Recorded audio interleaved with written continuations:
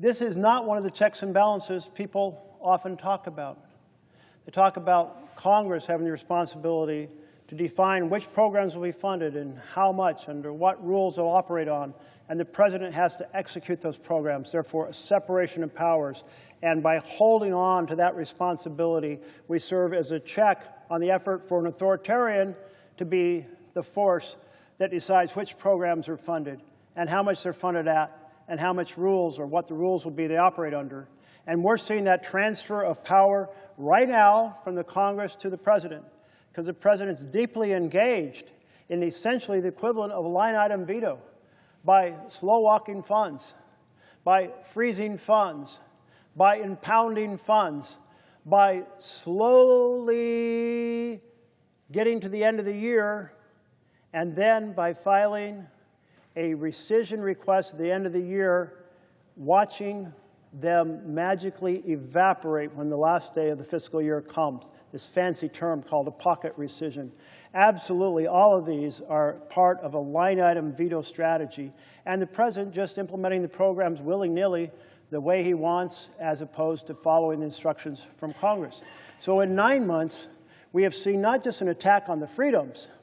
we have seen not just an attack on the cost of living through utilities and through food and through health care going up and up and up, but we have also seen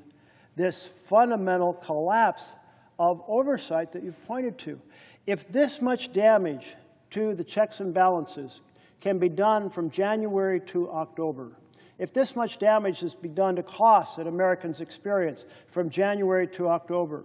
if this much damage can be done to American freedoms from January to October, then that next 10 months, that's amplified because the administration's in full gear now. They're not diverting attention trying to get a Secretary of Defense confirmed.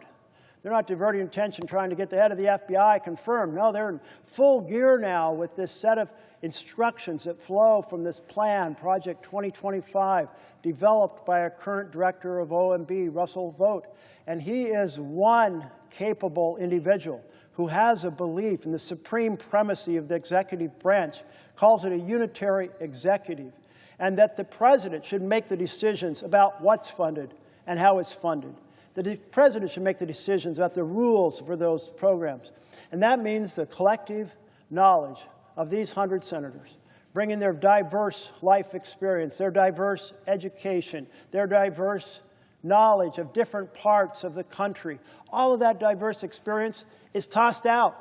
That diverse experience from our 400-plus members of the House of Representatives is tossed out because, no, it's the President and his team saying these programs, at this amount of money under these rules, that is what the authoritarian rule is.